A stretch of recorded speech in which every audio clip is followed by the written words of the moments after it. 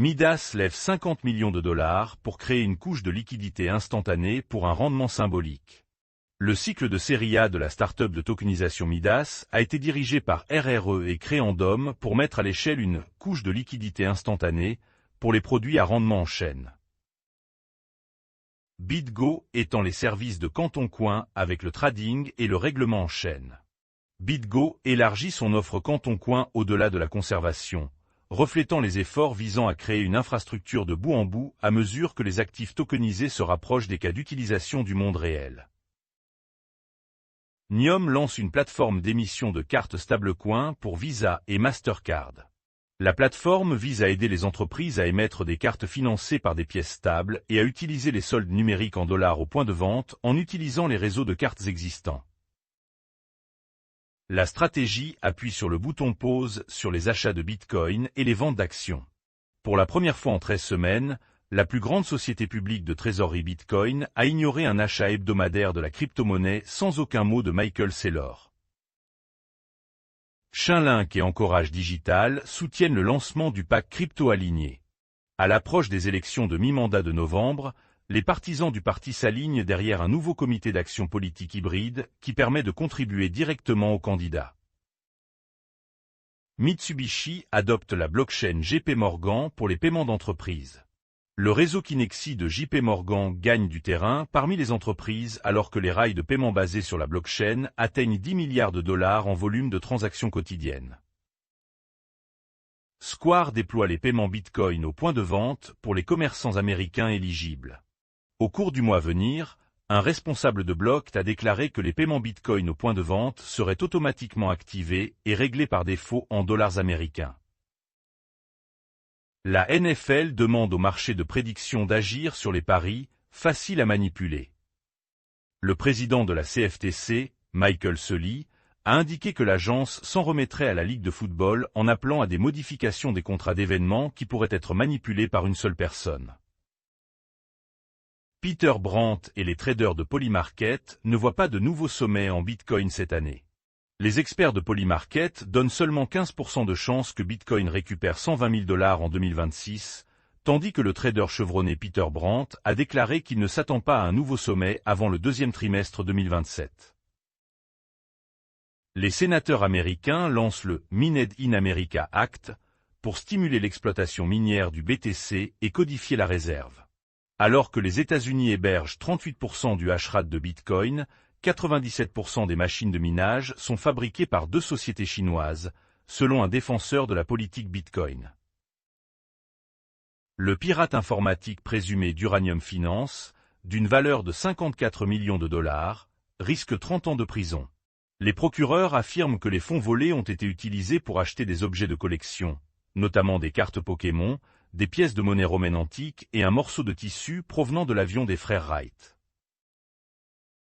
Les sénateurs américains font pression sur la SEC sur le départ du chef de l'application des lois, le cas de Justin Sun.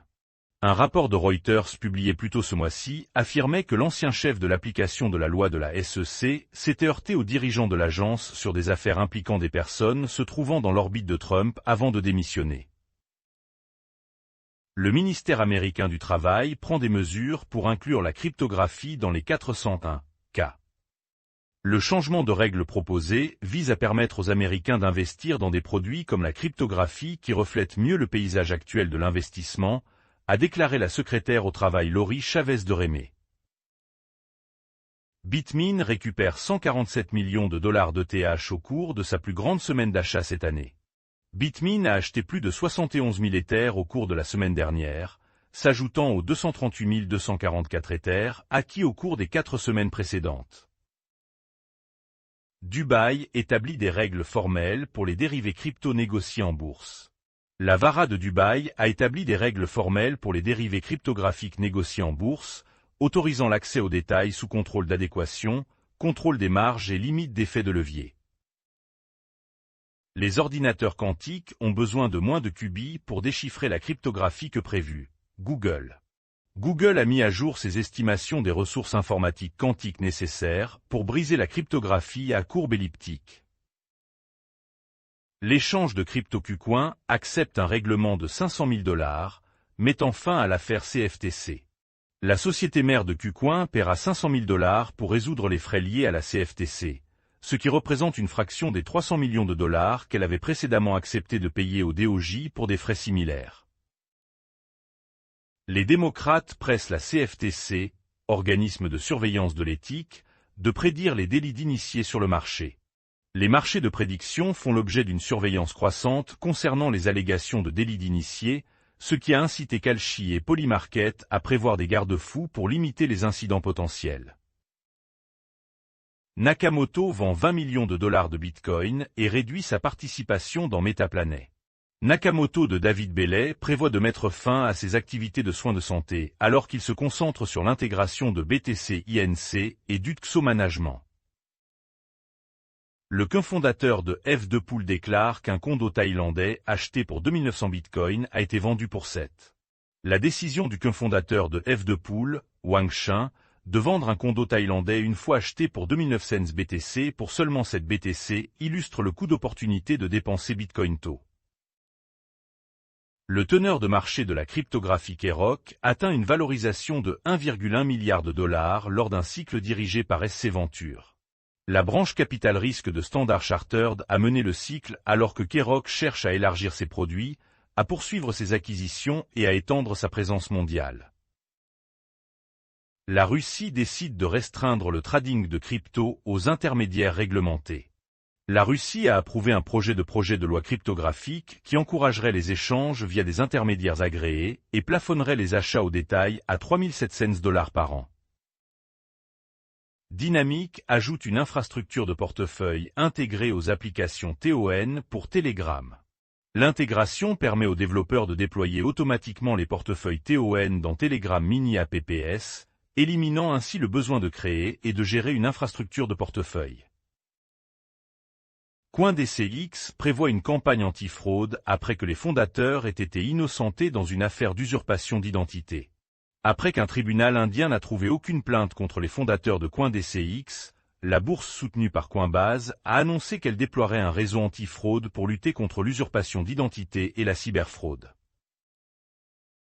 Une attaque contre la chaîne d'approvisionnement frappe les versions d'Axio NPM, les utilisateurs sont invités à alterner les clés. Les sociétés de sécurité ont signalé Axio 1.14.1 et 0.30.4 comme compromis, exhortant à la rotation des informations d'identification et à l'annulation des packages concernés. Standard Chartered affirme qu'un chiffre d'affaires plus rapide des pièces stables pourrait freiner la demande. Le chiffre d'affaires du stablecoin a doublé au cours des 2 dernières années à mesure que les paiements par l'IA et les cas d'utilisation de la finance traditionnelle se développent, bien que Standard Chartered voit toujours le marché atteindre 2000 milliards de dollars. Différence sur la cryptographie concernant l'exploitation des terres de resuppli devant le tribunal de harcèlement de Singapour. Un tribunal de Singapour a ordonné au fondateur de OneKey, Wang Lei, et à un utilisateur de X de cesser les allégations menaçantes ou diffamatoires liées à un différend concernant l'exploit 2025 resuppli. Des agents d'IA comme OpenClaw pourraient vider les portefeuilles cryptographiques via des compétences malveillantes. Certica. Certica a déconseillé aux utilisateurs ordinaires, qui ne sont pas des professionnels de la sécurité, des développeurs ou des geeks expérimentés, d'installer et d'utiliser OpenClaw.